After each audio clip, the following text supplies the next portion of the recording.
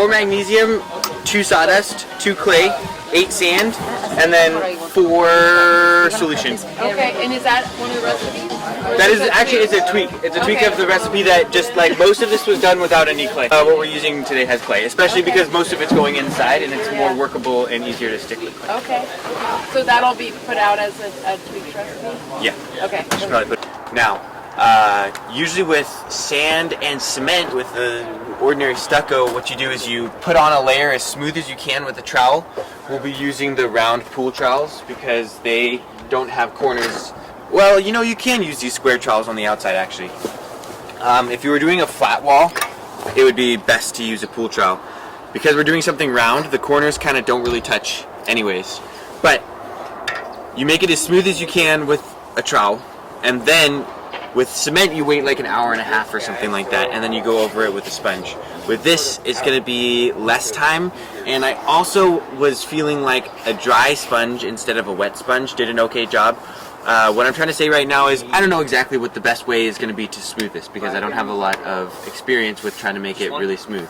But I know that first putting it on with a trowel as smooth as possible, long strokes, you're going to be less likely to leave marks like this, and that's what we're trying to avoid.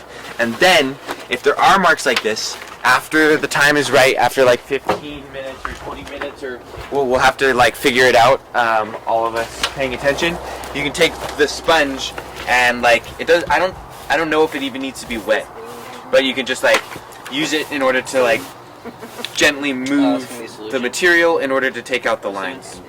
So that's the idea. The thickest I think that we want to put it on is maybe a small short one. Maybe 5/8 of an inch thick. And the thinnest we want to put it on is maybe like, I don't know, 1/4 of an inch. So there's a little bit of like thicker and thinner that you'll be putting on, which is nice because if there's a low spot, like you guys did a nice job of taking out a lot of the low spots. But like here, for example, it's probably going to be a little bit thinner, and here it's going to be a little bit thicker because we're still trying to regularize the whole thing. The smoother, if you want your building to be really smooth, this job that we're doing right now would be 2 coats. We would put on 1 coat that makes it pretty smooth, like the way that this building is, and then another coat that would make it super smooth. Try to, while we're working up here, like smooth any of it down, or just go straight over? I think, yeah. If you have something that's really sticking out, like something like this, usually when I'm going, I'll just like use the trowel. Like even that, for example, if there's a little rock, you can just like bust it off and then go over it. And sometimes you won't notice them until after you like those kinds of things. Sometimes will like lift up the trowel and drag. And so even after you put a little bit on, you can like find a thing that's sticking out and just knock it off. I don't think we need to go around the whole thing necessarily and like grasp it or anything. It's always best to start at the top and work your way down for a couple of reasons, because it's more challenging up at the top because you have to be climbing around and jumping up and down, bringing buckets up and down. So it's like hardest part first, easiest part last. Also, you're making a mess down below as you're working up above. So like if you start here and then keep on working your way up, then you're going to be dropping a mess onto what you have down below.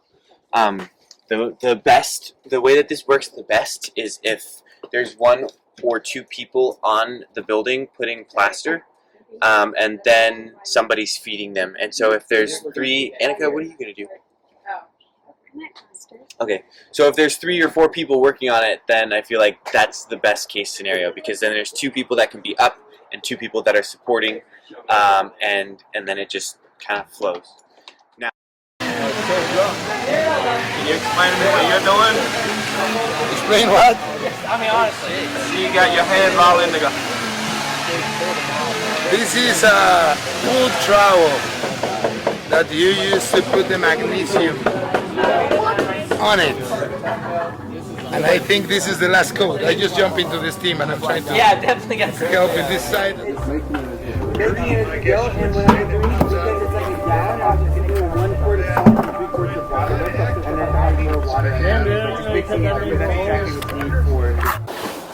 So you're up there, are you wax on, wax off? Yeah, man. I'm doing the wax off right now. Except I think it's, the motion is this way, right? You're supposed to move the arms away from you. Looking good, got a nice shine.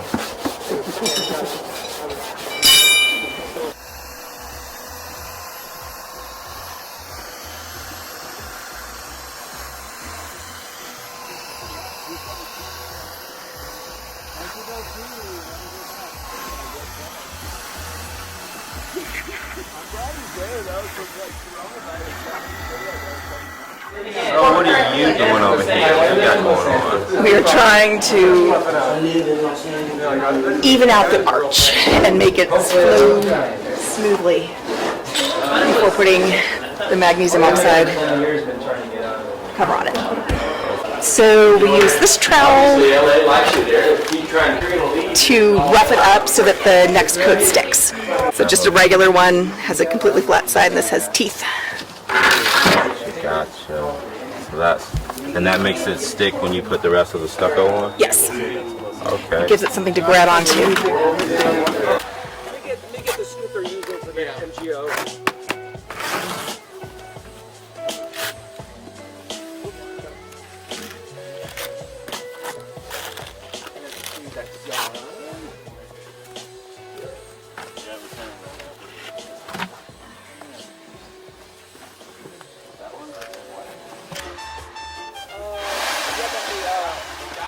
So Declan and Nate, as they were climbing around the building, they were listening for hollow spots. And whenever they found a spot that was hollow, they cut the fabric off and put a new piece on top, because we want to make sure the whole building is covered. Yeah, like here's an example. We want to make sure that the whole building is covered with fabric. When he says hollow, he means that the plaster is separated from the building, so when you tap it, it makes like a chip sound. It makes a very hollow, chippy sound. I don't Like know. as opposed to like this part, that's not hollow. And hopefully there's no other hollow spots, but it makes a much lower kind of a like click as opposed to a snappy sound if it's hollow. I'm gonna film how you do that. No problem.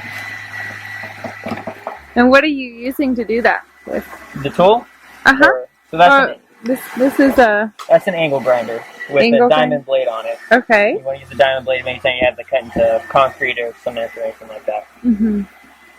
And that, is it like a pocket knife or something that you Yeah, have? this is just a razor blade, yeah. Oh, okay. It has little teeth on it that's easy to get behind it. Okay, thank you. Yeah, there are people outside that are doing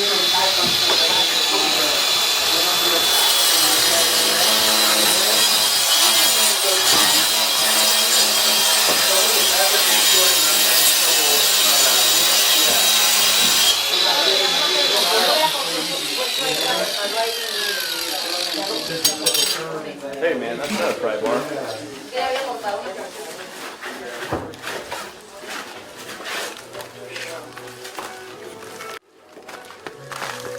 Make sure you got anything else on.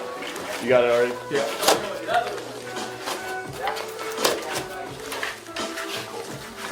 Any of this? Nope.